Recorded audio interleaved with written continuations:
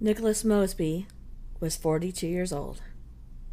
He'd spent half his life in prison. He was convicted of a series of sadistic murders. His first victim was Cora Adams. She was 13 years old. She was found skinned like a cat. The police say that she was his first victim, but the coroner says there's no way she could have been, unless this guy spent years skinning animals. His technique was perfect. There were no starter cuts, nothing to suggest that he'd hesitated in any way. I can't say for sure. All I know is that it was the first murder he confessed to, and by confessed, I mean he claimed that the devil made him do it. His second victim, a male, Michael Wayne, who was 15 years old. He'd been riding his bike home from school when Nicholas pulled over in his light blue Ford pickup truck and asked Mike if he'd be willing to earn a couple of extra bucks by helping him load some firewood. He even followed Mike to his parents' house, where Mike asked his father, who came out and met Nick and shook his hand. He patted Mike on the back, and he told Nick that he'd like him back by dinner. And when he was seen next, he was burned beyond the ability to identify him by any other means but his dental records. The following year, Mike's father, who'd become a heavy drinker, crashed his truck head-on into a tree. There were no skid marks indicating that he'd tried to stop. I consider him Nick's third victim, but the courts count Valerie Johnson, 22 years old, as Nick's third victim. Valerie worked in an animal refuge. One day a man came in and asked if the refuge could use some pet food. He said he'd had a dog, but it had run away and been hit by a car, and he wanted somewhere to give the food to. Valerie was grateful to the man, and when he asked her to help him carry the bags in, she was happy to do so. 4 days later, parts of Valerie, were found smeared along an old country road. She'd been tied to the bumper of a car, said the coroner. Nicholas had been caught on camera at this time. His fingerprints had been run. He'd formerly been in the military until he was given a medical release, so his prints were in the system. When the special units team went to arrest Nicholas, he was in his home, feeding a cut-up frozen cat to the piranha he had in a tank.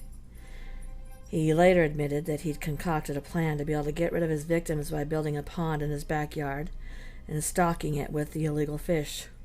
Nicholas never fully admitted to the other murders, although from time to time he'd say that he had a dream where he killed someone and gave very specific details about how and where, but he'd never given information about a name or where to find a body. I believe that this is Nicholas's way of confessing, to getting it off his chest, so to speak, without actually confessing. When he came to see me, he refused to take any personal responsibility for his crimes. He always insisted that it was Satan or the devil or the demons inside him. He demonstrated his scars on his back, which were words carved by a sharp object, and claimed them as proof that he could not have written them himself, that whatever possessed him had written them. But I can't say for certain that a man this sick hadn't gone the extra mile of dislocating his shoulder to perform these writings. He once told me that he was going to summon up the devil himself, and as he closed his eyes, he began to sway from side to side, speaking in gibberish, or what I can only assume was some language that he had invented himself. And then pretty soon he began speaking in a deep, raspy voice. It certainly sounded demonic, but I rest assured that this man, this ill man, can perform, if he so chooses, in a manner designed to fool a doctor. However, it must be noted that I could swear that I did see his eye color changed to a solid black form on one occasion However, that could likely have been the lighting. He did dislocate his thumb during one of our interviews and managed to get his handcuffs off and tried to attack me. Of course, the officers grabbed him immediately.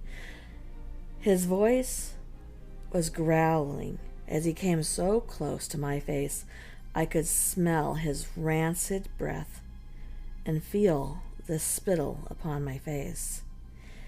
He told me then, in that moment, that my child would be doomed to hell.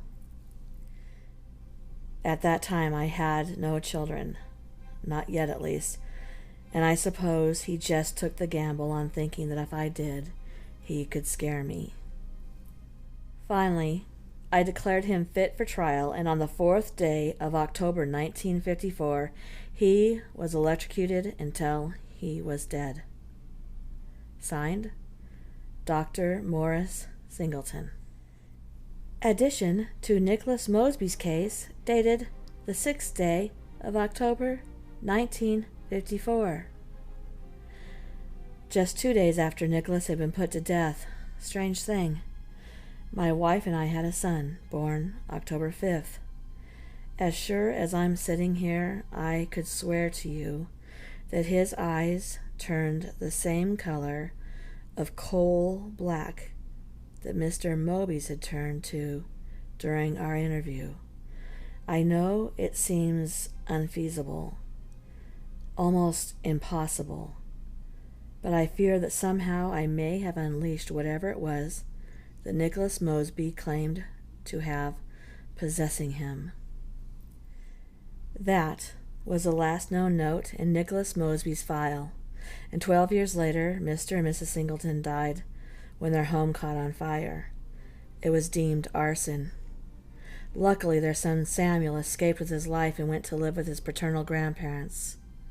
There is nothing further known of Samuel, as his grandparents changed his name. Thank you for coming to my channel, and if you like this story, please give it a thumbs up. If you're not already and you'd like to be, please subscribe, and also click that bell if you'd like to be notified of my new content as soon as it goes up. If you'd like to support this channel, please consider becoming a Patreon member. The link is below in the description. Thank you.